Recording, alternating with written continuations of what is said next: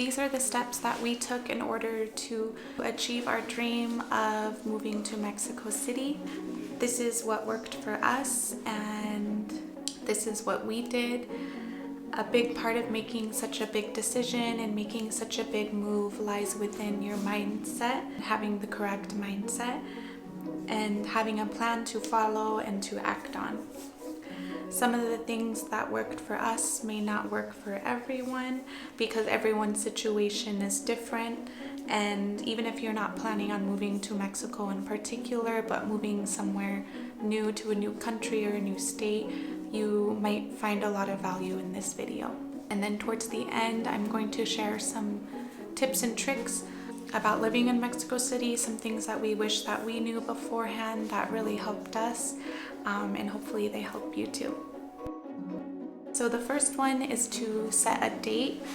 Set a date for when you want to move by. Write it down, make a vision board. I made a vision board that I put next to my bed on the wall, so every morning when I woke up I would see Mexico City. I had a picture of Bellas Artes, and I had some other goals on there like save money, read more books, and all that stuff, but make sure it's mainly focused on your move. Another thing that helped me remind myself and keep me on track was on Instagram. I followed a lot of accounts from Mexico City, and I would save photos to a folder titled My Life in Mexico City with restaurants I wanted to eat at, places I wanted to visit. So sometimes when you're just scrolling on Instagram, you just see things and you're reminded like, okay, and it helps keep you on track and keep you focused. Another big one is to speak in positive language. So not if I move to Mexico City, but when I move to Mexico City, and this and this and that.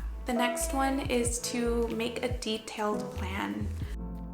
Start by setting dates to get things done by. For example, I want to sell my car by this date. I want to put my 2 weeks notice in at work by this date. I will purchase my plane tickets by this date. I'm gonna have my Airbnb booked by this date. Having a plan like this with dates that you can look back on really helps to prevent a lot of stress. You know, things don't always go according to plan, but it really does help having a date that you can look back on. You can even get a little notebook that you can write Mexico City plans on, and use that notebook for all of your reminders and for all of your goals, just to break it down so you can always look back at that. And it really is satisfying crossing things off the notebook, knowing that you got it done. And the next one is a big one. It's to save money and budget. So decide on how much money you need to save in order to make the move, and make a budget on how much you can spend in order to meet that goal. So we were putting away money from our paychecks each month, a certain amount, in order to meet our goal. We also created a budget for once we would be living in Mexico City. So for example, how much we wanted to spend on rent, groceries, restaurants, bars, clothes, things like that. So having that budget really helped us determine how long our money would last in the case that we didn't immediately find a job. Another thing that we did is we had a massive pickle jar with the word Mexico written on it, and we put any extra cash into that jar. So cash that we made from yard sales or Craigslist or OfferUp would go straight into the jar. And that was really nice visually to see how much money you're saving, and it's exciting to see it grow, and then at the end you can count it all. That's a really good motivator as well. And the next one is to figure out technicalities such as visa, passports. If you want to get residency, make sure your passport is up to date. In our case, my husband, he went through the process of becoming a Mexican citizen. Both of his parents are Mexican, so he just went to his Mexican consulate and went through the process. He got his Mexican citizenship in 1 day. And then I am on the 6-month visa, and I do plan on getting my residency. So I'm looking into that. So if you have any tips or any advice on getting your residency here in Mexico, leave your comments down below. but everyone's situation is different. So if you have any other questions, I would reach out to your local Mexican consulate or also go onto their website. They have a lot of helpful information on there too.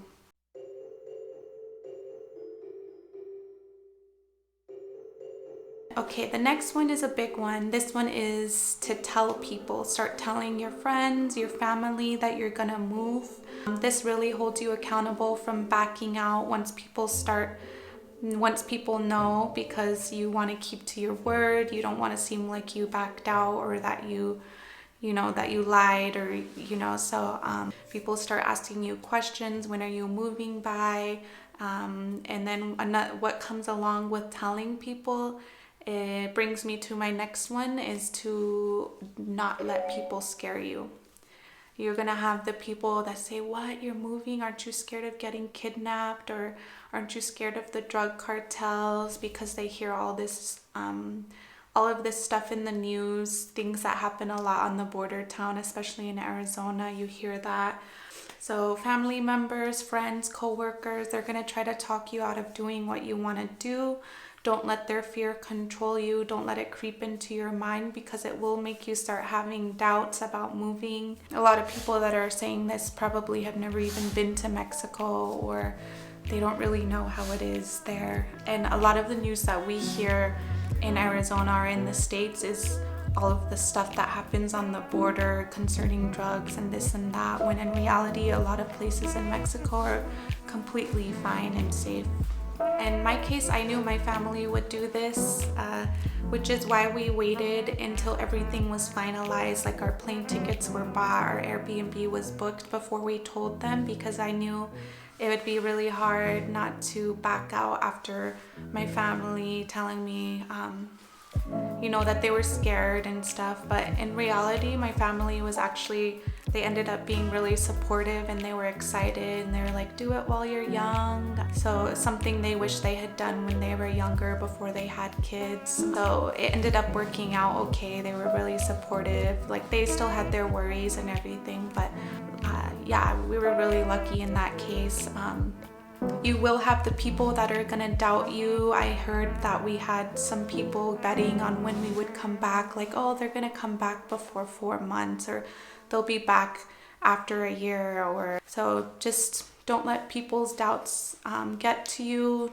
Forget about them and do it anyways. Okay, and the next one is to get a travel-friendly credit card. In our case, we still have an American bank account, and we use an American address, one of our family members' address, just because my husband, his job is based in America, so we have certain things sent there still. But we use a travel-friendly credit card that we pay towards every month, and we pay towards it from our American bank account.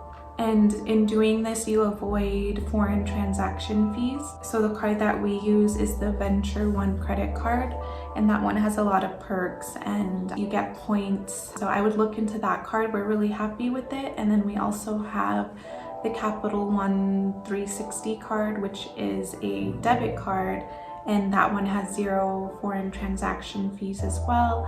And that one's completely online banking, so that one's really nice to have as well. And we have also heard that Charles Schwab has a really good one, so I would definitely do some research on Charles Schwab. And the next one is don't doubt yourself. About a week before you move, or even a couple days before, you're gonna have all these crazy thoughts about reasons why you shouldn't move, irrational fear. You're gonna come up with all these crazy reasons on why you shouldn't leave. Just look back at the reasons why you wanted to move in the first place. One of the things you have to do is just understand that the fear is completely normal. It's just not rational. You really have to change the way that you think, and just don't let it control you.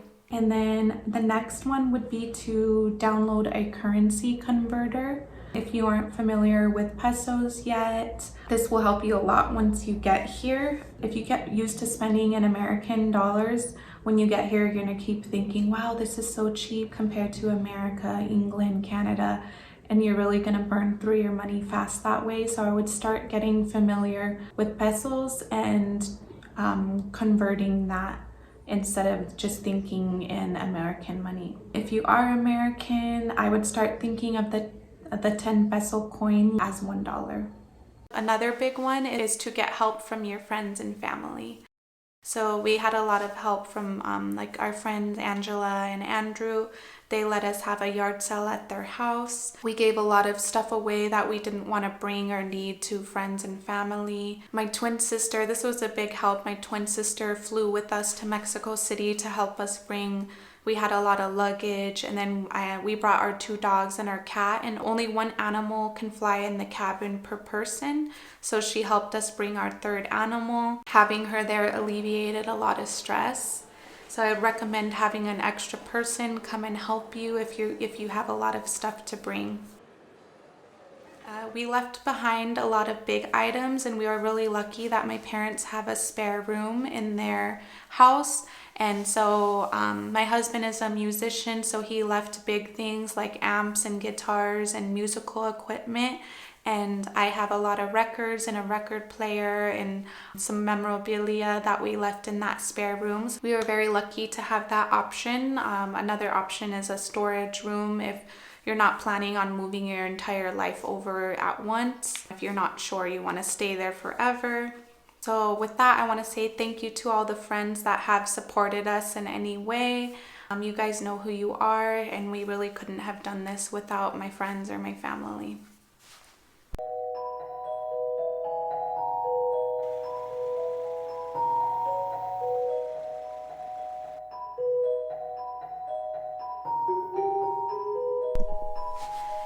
And that brings us to the other tips. One of the big ones is, if you haven't already, download WhatsApp. It is an app that is used everywhere here for everything. Businesses, everyone uses it. It's very crucial that you have this app. It's texting, FaceTime. It's just like iMessage, but it's used for everything here. So I would definitely recommend downloading WhatsApp.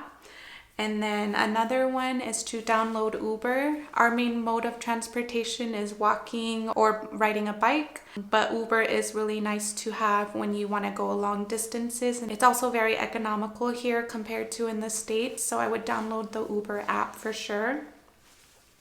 And then the next one is to make an Echo BC account. Echo BC is a public biking system here. They have bike systems all across town, and you can just walk up to the station, enter your number, and take the bike and go. And then when you need to drop it off, you just go up to the nearest station and leave it there. For us, we paid $25 a person for a full year. Yeah, just go onto their website, create an account, they'll give you a number, and then when you get here, you'll be ready to go. Another one is to look for a furnished apartment if you think you're only going to stay here a year or you're not entirely sure. Many apartments here don't come with washing machines, refrigerators, stoves. In our case, our apartment didn't come with any of that, and while that stuff is cheaper here, it's a really big expense to make when you first get here. So I'd recommend, if you're not sure that you're going to stay forever, to find a furnished apartment. The next one is to not convert cash. Withdraw your money from an ATM, and when you're at the ATM, just decline the conversion rate. Let your card do the conversion, because it's going to be a much more fair rate than what the ATM will give you, and you're going to end up saving a lot of money that way. And then the next one is to try to unlock your phone before you get here. If you want to use a SIM card here, it's very cheap, and you get a lot with it, including unlimited Instagram, unlimited WhatsApp, unlimited Facebook, Uber, depending on the carrier you go with. Two of the big carriers here is Telcel and Movistar, and right now we're with Movistar and we're very happy with it. So I'd recommend unlocking your phone so that you can have those unlimited options. And the last one is to brush up on your Spanish. People really appreciate it when you try to speak Spanish to them. I'm not very good at Spanish yet, but people really appreciate it when you're talking to them in Spanish. Even if they notice that you're struggling, they're very helpful. They want to help you. They're excited. and sometimes they'll even switch to English to help you out. But yeah, and that's all my tips. Let me know if you have any questions. Leave comments below if you have any more suggestions.